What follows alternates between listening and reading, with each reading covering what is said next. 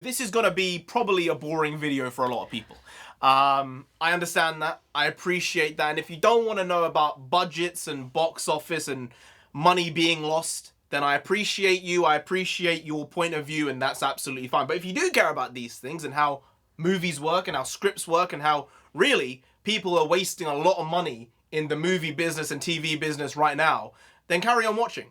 If not, sayonara, baby. And sayonara means like, come back tomorrow though, because the video every single day. Not like go away forever, because sayonara, from Non-Sensei's point of view. So then it will be mata ne. Arigato. Hey, NarendraTheComic here! India! No, we got Non-Sensei, but today we're talking about budgets, box office, films, failure, box office bombs, and all the above. And specifically right now, not to hone in on anything, but we're going to be talking about the MCU, Netflix, and Black Widow. So, we'll start off with the Black Widow scenario. Black Widow had an obscenely bloated budget. I said it in our review, you said it in our review. This film did not need to cost $200 million, did it? No. $200 million, you didn't see it. I mean, you did, but it didn't need to be there. You didn't want to see it. Yeah. The $200 million was just kind of like thrown in there to patch up problems with the story. Yeah. So you saw it in the final third with the helicarrier and the in-flight, in-the-air fight scenes, and that seemed like they were like, this is going to be interesting to watch, so we'll just throw it in there. But it kind of became very forgettable, and it didn't actually add anything to the story. Added nothing to the story. It didn't add anything. It gave maybe an interesting visual, maybe not, but it definitely didn't add anything to the story. No.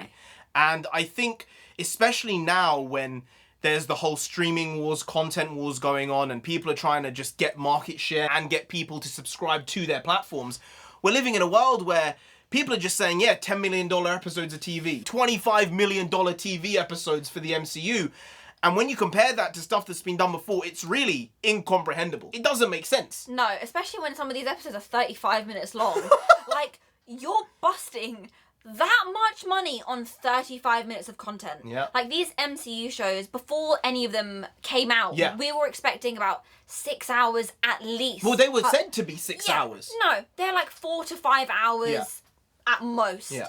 Including credits. Including credits, maybe 5 hours, yeah. Right. So, where is this money going? These stories don't need to be told with this much money. You could do the same job, in some cases, perhaps even better jobs at telling these stories with less budget. Yeah.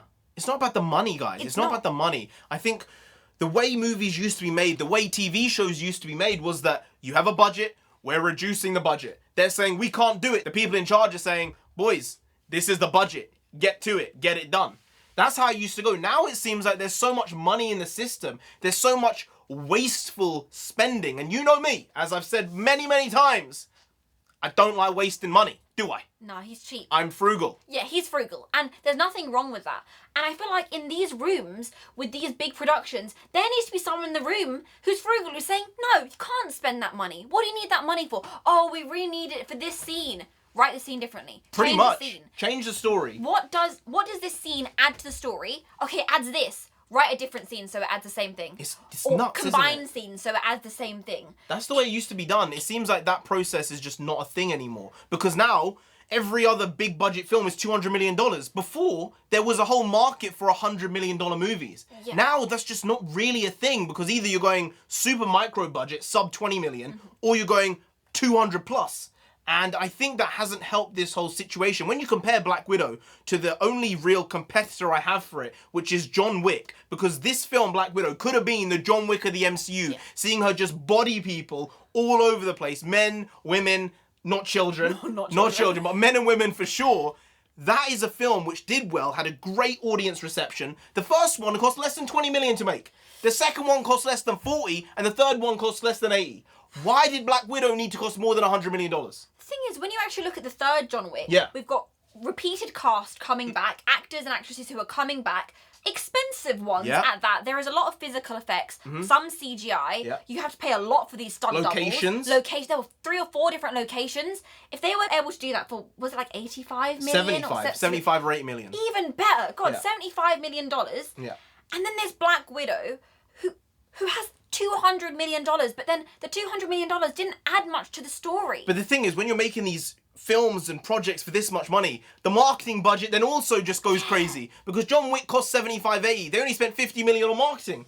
So it cost 130. Black Widow cost 200. The marketing was probably 200. So the film cost $400 million to make. It needs to make 600 million to break even. Black Widow is not making $600 million. Not in this marketplace. Maybe before this pandemic, COVID-19, coronavirus. Maybe. Yeah. Not now. Being told no means that you will find an alternative. Necessity is the mother of invention. And that applies when it comes to something that is creative in this way, where when you're being told no, okay, no, we can't afford that, and you come back with something else and they're like, no, we still can't afford that, or we're not going to be able to shoot at night, or we're not going to be able to shoot during the day, we're not going to be able to get this location, find something else, do something else, do something else. And eventually you work it down to a place where this is exactly the story you wanted to tell, not exactly in the way you wanted to tell it, but you're happy with the product. And the amazing thing is you might have a better product at the end of it. Yeah. You might not, but you might. And I think that was the great thing about the Netflix Marvel shows, especially Daredevil. I would say Daredevil, the first 3 seasons are better than all the MCU shows that have come out, all 3 of them, maybe bar WandaVision, because I think season 2 of Daredevil was good, but maybe WandaVision pips it. But season 1 and 3 of Daredevil, better than the other MCU shows on Disney Plus right now. And I think the reason why is exactly that. They were working with a tiny budget, they were making these night shots that people were saying, how's that going to work? That's going to look really weird. Turns out it was super iconic. Everyone remembers it. Everyone loves those first 3 seasons of Daredevil. Now, you can say that maybe the Disney shows have been more consistent in the MCU. You can definitely say that because there's like a minimum level of decency. But on Netflix, it was very hit and miss. Some of the shows were incredible and some of them were not. Oh, Daredevil also only cost $40 million a season. The first 2 seasons, apparently. Guys, there were like 13, 12, 13, 14 episodes. 13 episodes, 12 hours of content. Whoa. Okay, no, look at that comparison. 40 million for the whole season. 40 million. 3 million an episode. For 12 hours of content. Yeah. How many hours was there for Loki? 4. 4. Yeah. How much did Loki cost? 150 million. 150 million for 4 hours. Guys. Daredevil was 40 million for 12 hours. Okay, fine. Let's go for a different comparison. Bucky and Falcon, because there's less CGI. 150 million. For 5 hours, maybe. No, guys, are you not seeing how there's an issue here? And obviously, Daredevil is not CGI heavy. So No. you can't do that with it.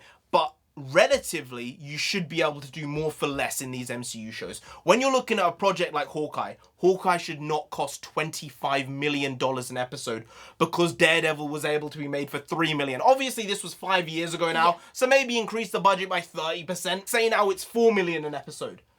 That's the type of budget, maybe 5, that should be there for Hawkeye. But then when you actually look at the quality of Daredevil or Jessica Jones season 1. Season 1, season 2 and 3. Specifically season 1. Some of the worst TV I've ever seen. 2 and 3. But season 1, Yeah. you look at the quality of the show, of the way they were able to put characters across, the overarching themes, and the story, and what you were able to get with the iconic nature that these shows have had as television for fans on a streaming platform. Like, when you think of streaming, I think of Daredevil. I think of Jessica Jones. When I think of streaming, am I going to be thinking of Loki? I might think of WandaVision. Yeah, it's an odd one, isn't it? Because I think they have the option and possibility to make great things. And if you're able to see the value on screen and see the incredible story and the incredible visuals on screen, then it's worth every penny. Yeah. But I think when you're not seeing that and you're saying, well, the story's a bit subpar, and you're saying the visual effects aren't really that dynamic, they're not really adding much else, why did this need to cost that much? Avengers 1 cost $220 million.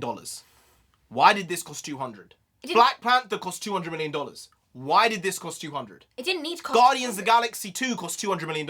Why did this cost $200? This didn't need to cost $200. Thor Ragnarok cost $170 million. All this leads to is one or two things. Disney going broke eventually, or, you know, the general person subscription going up because they can't afford keeping up with this type of production. I think eventually they need to lower these budgets. I think the $100 million film needs to come back into fruition because you can't be making a Black Widow film for $200 million. You can't do it. It's just stupid money. It's a waste of time. The film could have been a lot better, and I'm telling you, it would have been a lot better if there had been constraints on the budget. That's just how I feel. You might feel differently. I do feel the same. I think if they'd had constraints on the budget, they would have looked at this more creatively, and they would have gone for a grittier film, a more spy film, a more John Wick-esque. It didn't have to be R-rated. I think they would have had a stronger story, because when you look at Black Widow's story and you take out all those effects, it was very bland. Yeah. What was the story that was being told? Was it about Natasha? Was it about Yelena? This whole family thing, it didn't really come across as well as I think they hoped they wanted it to. It didn't really fit. No. And if that's the main thing that I'm getting from this, you've wasted your money and it wasn't a great film. Yeah. And that's a shame because the MCU has been known for great stories, great characters, and films that you come out of feeling good. Yeah. You know, that's what it's known. That's why families go and see these That's films. why Avengers Endgame made $3 billion and is Infinity why. War made 2.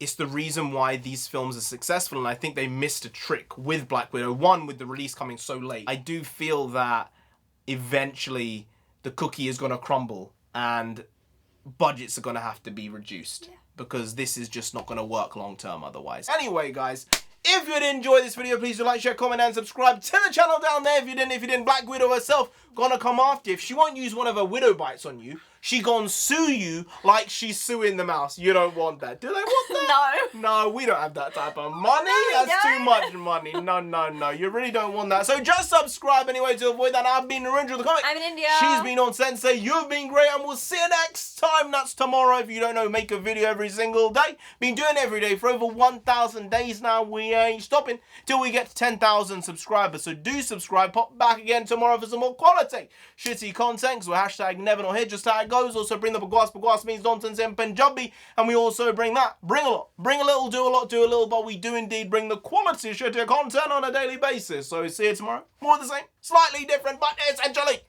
the very same. Once more. See you then. Skadoosh.